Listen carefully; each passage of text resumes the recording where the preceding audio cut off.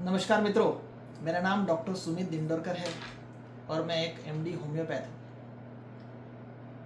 जिस चीज़ का मुझे सबसे अधिक गर्व है वो है होम्योपैथी।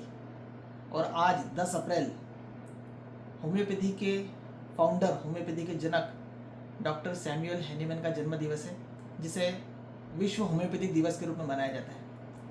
तो मैं बहुत कृतज्ञ हूँ और ये पूरा विश्व डॉक्टर हैनीमैन के जो उन्होंने हम लोगों के लिए, मानवता के लिए जो किया, उसके लिए उनका सदैव आभारी रहेगा, क्योंकि उन्होंने एक ऐसी चिकित्सा पद्धति का आविष्कार किया जिसके कोई साइड इफ़ेक्ट नहीं है, जो बीमारी को जड़ से ख़त्म करती है, जिसको लेना भी आसान है, जिसकी दवाइयों का कोई भी एक्सपायरी डेट नहीं होती है।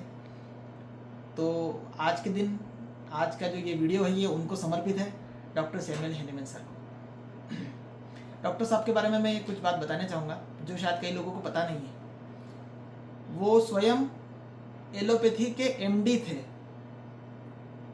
जी हाँ, उन्होंने 3 वर्ष एलोपैथी के as a practitioner, village doctor के रूप में उन्होंने प्रैक्टिस स्टार्ट की। 3 वर्ष उन्होंने एलोपैथी की चिकित्सा की, एमबीबीएस एमडी थे वो। पर बाद में उन्होंने बहुत जल्दी ये समझ में आ गया कि इसके फ़ायदे कम हो रहे हैं और इसके साइड इफ़ेक्ट ज़्यादा हो रहे हैं, और भी कई प्रकार की चीज़ों के कारण उन्होंने एलोपैथी का प्रैक्टिस छोड़ दी और इन्होंने फिर अपनी आजीविका ट्रांसलेशन करके शुरू की, क्योंकि इनको 14 से अधिक भाषाओं का ज्ञान था। सोचिए, एक व्यक्ति ऐसे जिनको 14 से अधिक भाषाओं का ज्ञान हो, जिसमें English, German, French, Latin, Hebrew, Arabic, Syriac से लेकर स्पेनिश, कई भाषाओं का इनको नॉलेज था। तो इन्होंने अपनी आजीविका करने के लिए, पेट पालने के लिए, इन्होंने, अब चूँकि प्रैक्टिस नहीं कर रहे थे, वो प्रैक्टिस उन्होंने छोड़ दी थी, तब उन्होंने अलग अलग मेडिकल की किताबों को अलग अलग भाषाओं में अनुवाद करना शुरू किया, ट्रांसलेट करना शुरू किया। उस ट्रांसलेशन के दौरान इनको बहुत सारी चीज़ें पढ़ने में आई, कई प्रकार के प्रयोग किए इन्होंने, और धीरे धीरे करके इन्होंने होम्योपैथी का आविष्कार किया। 1796 के आसपास ऐसा बताते थे कि होम्योपैथी का आविष्कार हुआ है।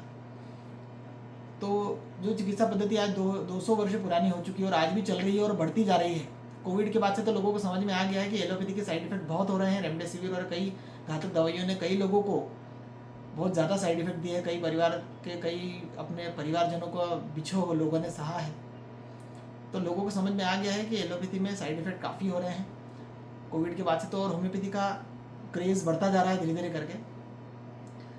और चूँकि अब होम्योपैथी चिकित्सा पद्धति का जब आविष्कार किया गया, तो साथ में इन्होंने बहुत सारे सिद्धांत बाकायदा डॉक्यूमेंटेड किए। कई ऐसे नेचर के, प्रकृति से रिलेटेड सिद्धांतों को इन्होंने लिखा और उन्होंने किताब के अंदर लिखा, जिसे हम ऑर्गेन ऑफ मेडिसिन, इस बुक के नाम से उन्होंने, इसके अलग अलग उन्होंने एडिशन निकाले।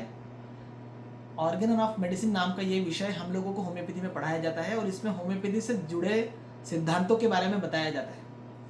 और इस पुस्तक के मुख्य पृष्ठ पर, जिसको हम लोग आलेख कहते हैं, प्रस्तावना कहते हैं, वहाँ पर एक सेंटेंस लिखा हुआ है अंग्रेजी में, डेयर टू बी वाइज।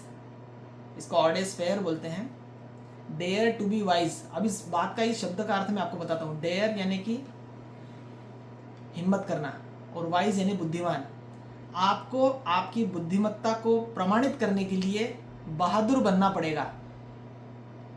ये एक यूनिवर्सल बात है, वैश्विक सत्य है, ये अटल सत्य है कि आप किसी भी क्षेत्र में हो, यदि आपको आपकी बुद्धिमत्ता प्रमाणित करना है या आपको अपनी बात सही तरीके से रखना है, तो आपको बहादुर बनना पड़ेगा। Dare to be wise. इन्होंने ही फिजिशियन का मिशन, मतलब एक डॉक्टर का क्या मिशन होता है, एक डॉक्टर का क्या रोल होता है, किसी भी पैथी से संबंधित हो सकता है, उसके बारे में इन्होंने सबसे पहला जो पैराग्राफ लिखा, जिसको हम लोग एफोरिज्म कहते हैं, उस पुस्तक के अंदर अलग अलग, जिस प्रकार से अमृत वचन लिखे होते हैं, उस प्रकार से अलग अलग हम सभी डॉक्टर्स के लिए अमृत वचन लिखे हुए हैं, जिनको हम लोग एफोरिज्म कहते हैं। तो पहले ही एफोरिज्म के अंदर उन्होंने लिखा है the mission of the physician. सोचिए, एक व्यक्ति कितना बुद्धिमान होगा, वो डॉक्टर हैनीमैन सर कितने बुद्धिमान होंगे कि उन्होंने फिजिशियन का मिशन क्या होता है, ये सबसे पहला उन्होंने पैराग्राफ लिखा। उन्होंने डेयर टू बी वाइज के रूप में, प्रस्तावना के रूप में लिखा। दूसरा उन्होंने जो एफोरिज्म लिखा, उन्होंने हाईएस्ट आइडियल ऑफ क्योर, कि किसी भी बीमारी को आरोग्यता करने के लिए क्या एक आदर्श तरीका हो सकता है, ये उन्होंने लिखा। हम लोग को उनकी साइकोलॉजी समझना चाहिए आज के दिन, कि जब उन्होंने प्रैक्टिस को बंद किया होगा तो उन्होंने एलोपैथी का पहले तो बहुत ज़्यादा घोर वहाँ पर विरोध किया, तो उनका बहुत ज़्यादा विरोध किया दूसरे उनके साथ के जो साथी डॉक्टर्स थे, और उन्होंने मना किया कि नहीं, अब आपको प्रैक्टिस नहीं करना, आपको प्रैक्टिस छोड़नी पड़ेगी, क्योंकि आपने बहुत ज़्यादा हम लोगों की निंदा की है एलोपैथी की। सोचिए उस समय उसकी व्यक्ति की मानसिकता क्या रही होगी। और जब उन्होंने अनुवाद करके अपना आजीविका शुरू की, उसके बाद जब उनको कुछ प्रयोग करने में आए और जब नया नया होम्योपैथी का आविष्कार हो रहा था, उस समय उस व्यक्ति की मानसिकता क्या होगी, हम लोग इसके बारे में कल्पना नहीं कर सकते हैं।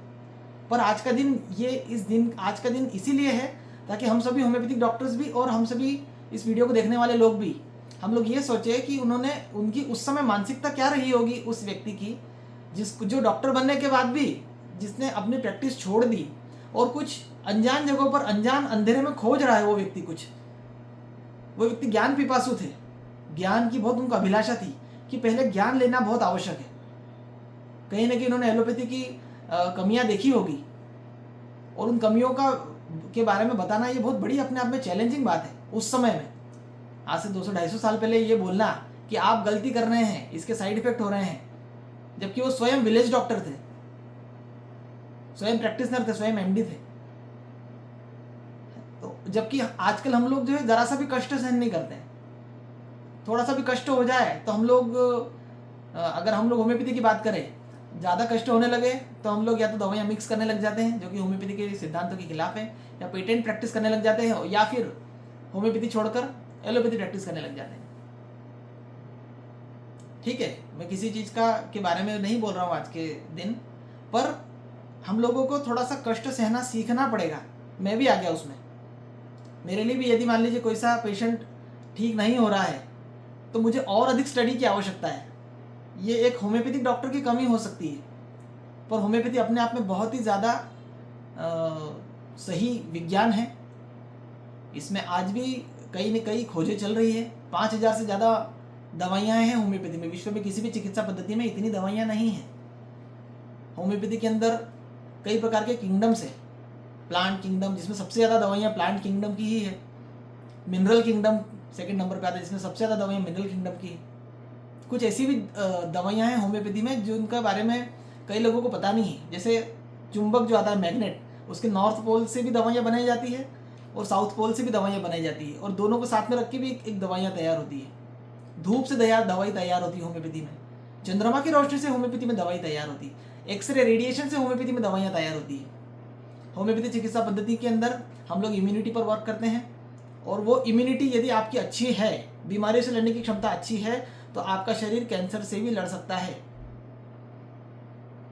हम लोग के जो टी सेल्स होते हैं वो इस समय भी हो सकता है किसी के शरीर में, आप लोग के किसी शरीर में किसी कैंसर कोशिका को मार रहे होंगे, तो हमारा शरीर भी कैंसर से लड़ता है। पर जब इम्यूनिटी कम हो जाती है तभी वो कैंसर हावी होने लगता है। होम्योपैथी में कैंसर का भी बहुत अच्छा ट्रीटमेंट है। तो इस प्रकार से एक विलक्षण होम्योपैथी चिकित्सा पद्धति का आविष्कार डॉक्टर सैमुअल हैनीमैन सर ने किया। मैं एक बार उनको फिर से नमन करते हुए आज के इस वीडियो को मैं यहीं समाप्त करता हूँ। आप सभी का दिन शुभ हो। आप सब लोगों को यह वीडियो कैसा लगा मुझे आप कमेंट में बताएं, और इस वीडियो को लाइक करें, शेयर करें, और मेरे इस चैनल को सब्सक्राइब अवश्य करें। बहुत बहुत धन्यवाद। नमस्कार।